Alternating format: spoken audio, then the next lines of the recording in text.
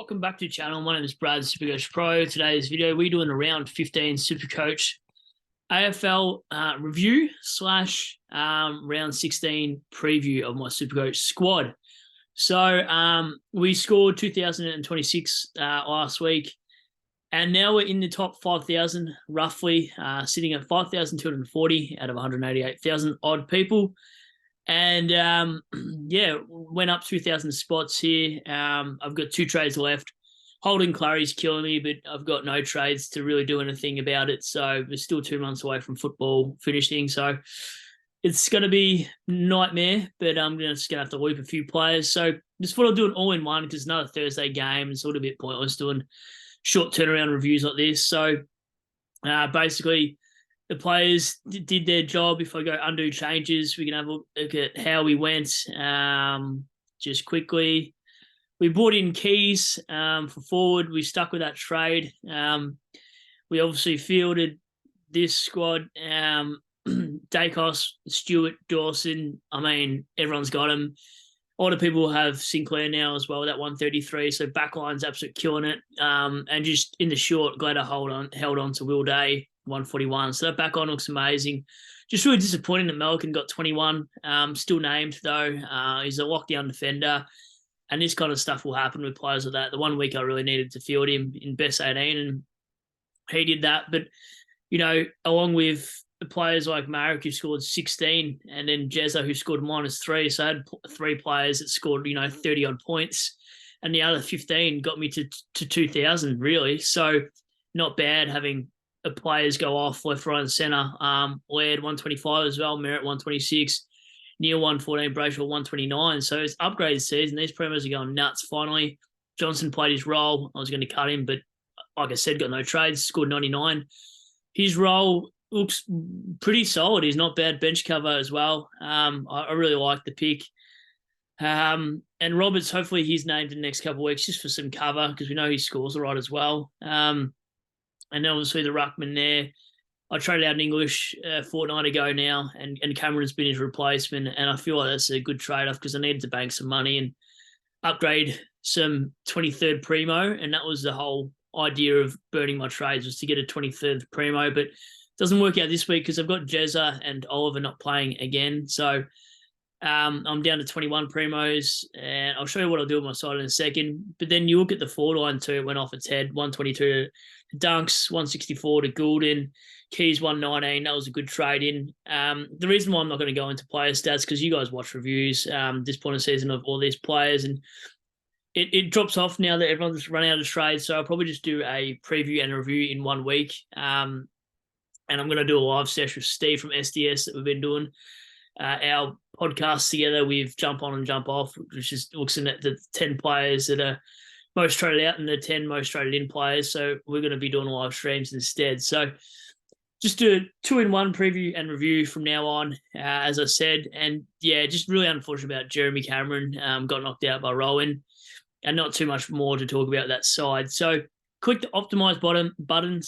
It will switch players around in different positions. Like it might actually set up some forwards to go back, like your Himmelbergs and players like that actually might get switched around a fair bit. Do know, I'm not sure if you can undo it if you don't have any trades left. So not sure how that works. Basically, my side is set up for loopholing this week. So obviously I'll loophole Melkin's score, and I can obviously field Constable in there if Melkin, scores 80 plus, no worries. I'll put Day into the midfield potentially. But what I'm really looking at this stage is looping Johnson feels like the more obvious pick. Hopefully Shinkoda gets picked, or else I can't do anything anyway. I've got to take that score regardless. And then from there, it's just simple. Like, there's no point loopholing anyone here. The idea was Oliver being here. I could loophole Keys and Cameron, but it looks like from here on out, you're really loopholing Cameron because he's the one that can either really poop the bed, so to speak. I don't really want to say too much. I do have a family that follow my channel. So, but yeah, so I love the 23rd premium idea, but when you get 2 knocked out in 1 week that both aren't playing, it just really hinders your side. Early upgrades meant nothing. when you hold players like that, and if you tell me that I should trade Oliver out weeks ago, every week it's been a 1-2, 1-2, 1-2. So I honestly get stuffed if you thought that you had some miracle crystal ball. I know you're saying that, that you should have traded him over the buys anyway, but what happens if he was meant to come back in 2 weeks, what they said, Queen's birthday? Then you're trying to bring in a bloke at 658K. So I'm not on that hype train about all these heroes wearing capes saying that Oliver was a clear trade out. Obviously, if you had trades at that point at the end of the season and you didn't burn through them like me, yeah, I'd be doing it. But I'm not in a position where I've got +5 trades 2 months out to be doing something super aggressive like that. And when you can loophole players because you've got a decent bench and decent rookies, why not just make advantage of that anyway? So yeah, fingers crossed Johnson can pull out another 99 or something like that would be nice. He does play Dogs. I think Dogs midfielders are somewhat hard to field against for Supercoach midfield scoring. So I'm not liking Brayshaw's chances either. So what I'm thinking, well, Dusty's are laid out. Presti is not playing this week either. So I really like, don't optimise Dunkley for C. I'll probably go Dunkley into Laird because Laird's a safe bet against North Melbourne. And Bont's not a safe bet against Fremantle, in saying that he did score 180 against them last year.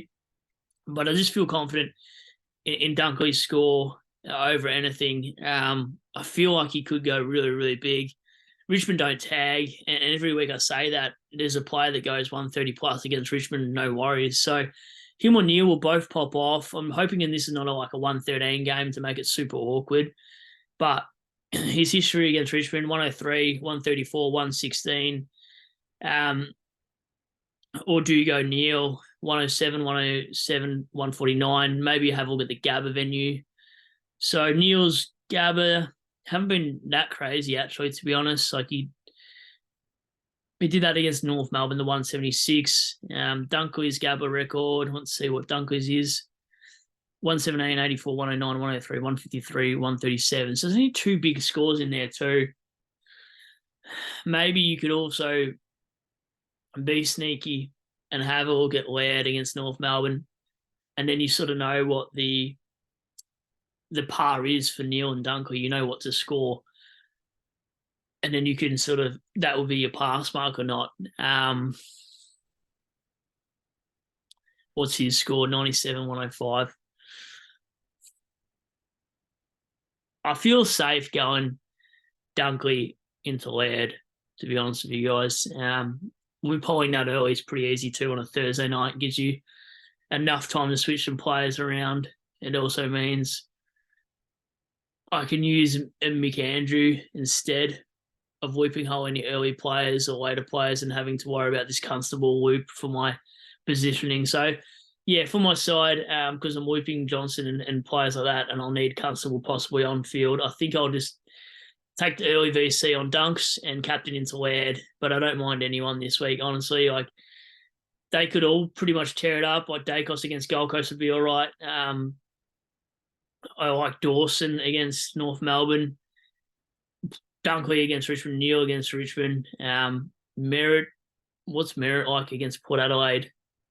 Let's have a look at these options. No, wouldn't go there. Dawson against North.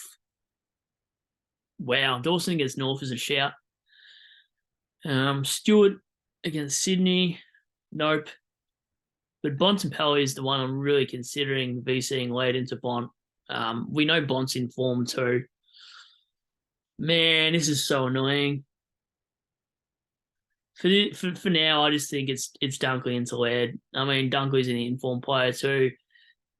Worst case scenario, Laird plays North Melbourne. You know you're going to get a safe score from that too. So I think that's where the points are at. Some big name players in Richmond are out. I don't think we win. I think they smash us at the Gabba, to be honest. We're even out in the odds here. And that is the side going into it. So sorry for the bit of thinking there. I haven't really thought too much about this week when you're sort of not using any trades. You just check out a little bit of watching as much footy as you'd want to, and you're not getting as many questions. So it's likely that a lot of people do start to tend to fall off the wheel, and in the top 20K, if you're not in it now, then you're going to be really struggling for the rest of the season to make that. So what I'm trying to say is just be super aggressive for your trades now. Maybe not as aggressive if going down to 2. If you got any trade plans, chuck them in the comments. I'll answer them when I can. And yeah, we'll leave it there, and I'll do a preview review. Don't know, whenever next week I can. I've got Muay Thai training. I work full time, and I've got a son that's 10, 11 weeks old. So I don't have half a day off every day or nothing to put out enough content to be doing things at the moment. Wife's a bit busy, so I'm trying my best. But yeah, like I said, in video next week we'll do a potty live questions with Steve from SDS Supercoach. So hopefully you guys have a good night. Go Tigers! We better bloody win, and yeah, hopefully your side does it right at Supercoach. Cheers.